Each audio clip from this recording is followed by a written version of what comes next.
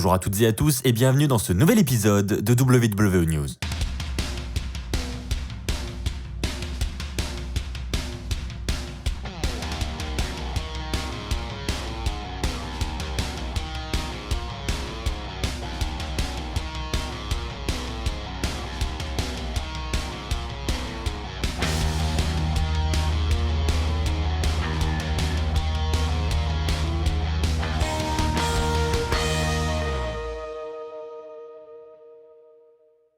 J'espère que vous allez tous très bien, on se retrouve pour une nouvelle vidéo news, donc comme d'habitude je vais revenir avec vous sur les 4 news les plus importantes de la semaine. On a pas mal de sujets intéressants pour cet épisode. Avant cela, je tiens à vous souhaiter à toutes et à tous une très bonne semaine, et puis je tiens également à préciser qu'à la fin de la semaine, vendredi, sort le nouveau jeu de 2K Battlegrounds, un jeu un peu différent de d'habitude, un jeu un petit peu plus fun où on va pouvoir, je pense, s'amuser avec nos amis fans de catch, faire des parties ensemble, ça va être très sympa. J'ai vraiment hâte qu'il sorte et la sortie, c'est ce vendredi 18 septembre. Ceci étant dit, c'est parti pour cet épisode de news. Alors qu'est-ce que nous avons au programme cette semaine? Nous allons parler de la rivalité entre Sasha Banks et Bayley. Nous allons également revenir sur un transfert qui a eu lieu entre SmackDown et Raw cette semaine. Nous parlerons également de cette femme mystérieuse qui est du côté de SmackDown. On a des promos depuis plusieurs semaines. Qui se cache derrière cette femme? Et puis enfin, on parlera de l'annonce de Randy Orton, l'annonce qu'il nous tease depuis plusieurs semaines. Allez, c'est parti les amis, commençons avec cette femme mystérieuse du côté de SmackDown. Comme je viens de le dire, ça fait plusieurs semaines qu'on a des petits teasings avec une femme en talons.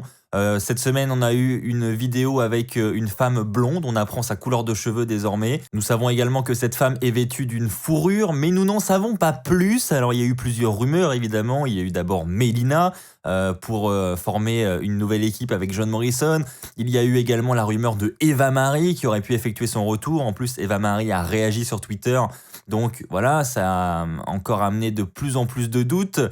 Et enfin, pour terminer, Ringside News nous rapporte que rien à voir avec Melina, rien à voir avec Eva Marie. Ce serait tout simplement Carmella qui devrait être derrière ce nouveau personnage. Donc à voir ce que ça va donner, à voir si ça va se confirmer. Évidemment, ce n'est qu'une rumeur pour le moment.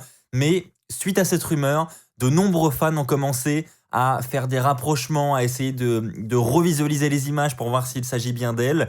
Et une photo comparative a été publiée où on voit que dans le clip de SmackDown, la femme en question a un tatouage, on voit un morceau de son tatouage et le même fan a trouvé une photo très récente de Carmella où on voit justement ce tatouage qu'elle a sur le bras. Donc ça semble se confirmer, c'est visiblement Carmella qui se trouve officiellement derrière ce nouveau personnage, derrière cette nouvelle femme qui va prochainement faire ses débuts du côté de SmackDown. Alors honnêtement, j'ai pas trop d'avis à donner, je me dis que ça peut être cool de voir Carmella se renouveler avec un nouveau personnage.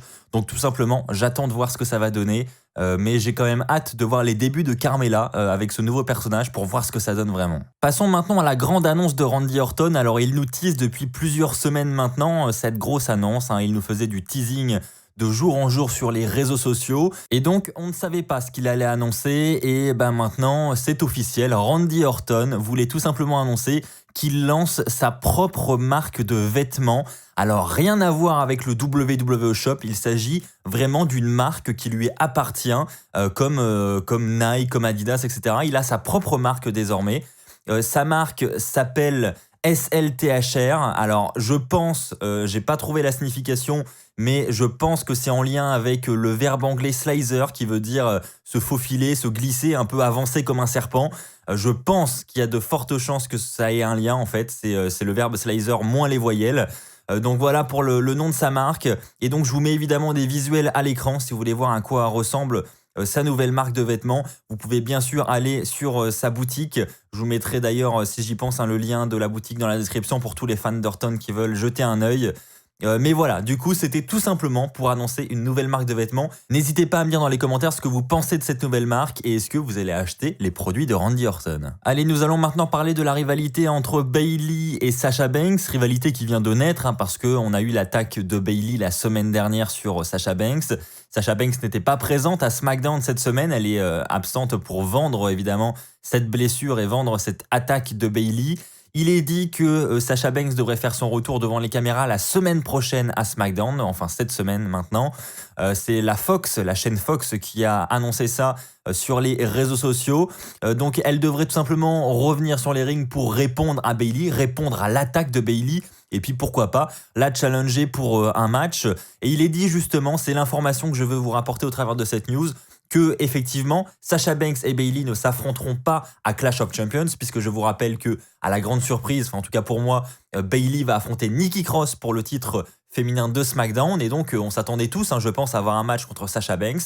Eh bien sachez que ce match est bien planifié, il aura bien lieu, mais il devra avoir lieu au prochain pay-per-view de la WWE, non pas Clash of Champions, mais Hell in a Cell. En fait, ils auraient voulu garder ça pour le pay-per-view Hell in a Cell, pour très certainement utiliser la cage d'acier, cette cage Hell in a Cell, et donc on aurait Bayley contre Sasha Banks en Hell in a Cell match. Je sais pas ce que vous en pensez, mais vu la tournure de la rivalité, vu l'intensité que prend cette rivalité, je trouve que c'est une excellente idée, et j'ai vraiment hâte, et j'espère qu'ils vont mettre en place ce Hell in a Cell match, parce que ça peut vraiment être très très bon.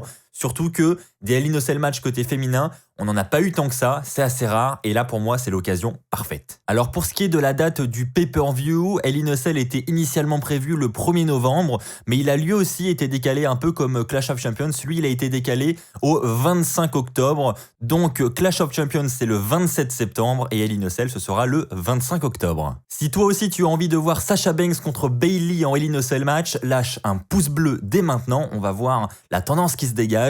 Et puis, si tu n'as pas envie de voir ce match, n'hésite pas à dire pourquoi dans l'espace commentaire. Et pour conclure cet épisode de WWE News, nous allons parler de ce transfert qui a eu lieu de SmackDown vers Raw. Effectivement, une superstar vient de quitter officiellement SmackDown.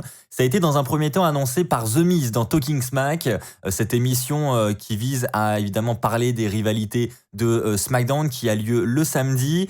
Dans cette émission, le Miz a tout simplement demandé à Mandy Rose de quitter SmackDown pour aller à Raw. Et donc bon, on se dit c'est The Miz qui se permet de faire ça, pourquoi? Sauf que cette information a ensuite été officialisée par la WWE, donc c'est donc officiel. C'est Mandy Rose qui va devoir quitter SmackDown pour rejoindre Raw. Alors The Miz a dans un premier temps exigé cela pour embêter Otis, évidemment, parce que vous savez qu'il est un peu en rivalité avec Otis actuellement, et vous savez qu'il y a des histoires de couple entre Otis et Mandy Rose, donc c'est vraiment dans un premier temps pour embêter Otis qu'il a exigé le départ de Mandy Rose, mais les officiels, eux, disent qu'il faut que Mandy Rose aille du côté de Raw pour que Otis ne soit pas perturbé en gros et puisse se concentrer sur sa mallette Money in the Bank. Donc évidemment ce choix fait partie du scénario, de la storyline, mais du coup j'ai hâte de voir la suite des événements, j'ai hâte de voir comment cela va se dérouler. Est-ce que Mandy Rose et Otis vont tout de même trouver un moyen de se voir? Comment ils vont mettre ça en place? En fait, j'ai hâte. Mandy Rose qui nous a dit sur les réseaux sociaux que la changée de roster n'allait pas l'empêcher de voir Otis, qu'ils allaient continuer comme s'ils étaient toujours dans le même show. Enfin bref, du coup j'ai hâte de voir comment cela va s'organiser, et je trouve que c'est pas une mauvaise idée. Voilà, il y en a beaucoup qui critiquent le fait que ça se fasse comme ça, un peu à la Wall Again, sans draft, rien. Bon, là on parle d'une superstar, c'est pas comme si on avait 36 superstars qui changeaient de show d'un seul coup. C'est un peu moins gênant, je trouve. Et puis là, il y a un scénario derrière, il y a une raison. C'est pas comme si on essayait de faire un changement de roster pour une superstar comme ça sans raison. Là, il y a une explication derrière, donc à voir ce que cela va donner dans les semaines qui arrivent. Voilà les amis, c'est ainsi que s'achève cet épisode de WWE News, j'espère qu'il vous aura plu. Si c'est le cas, comme d'habitude, je t'invite à lâcher un pouce bleu, c'est très important, merci à tous ceux qui le font. Je vous invite également à vous abonner et à activer la petite cloche pour ne pas rater les futures vidéos de la chaîne WWE Fan France. On se retrouve très très vite, d'ici là portez-vous bien, et puis évidemment, n'oubliez pas, soyez toujours très très fiers d'être fan de catch. Allez, bye tout le monde.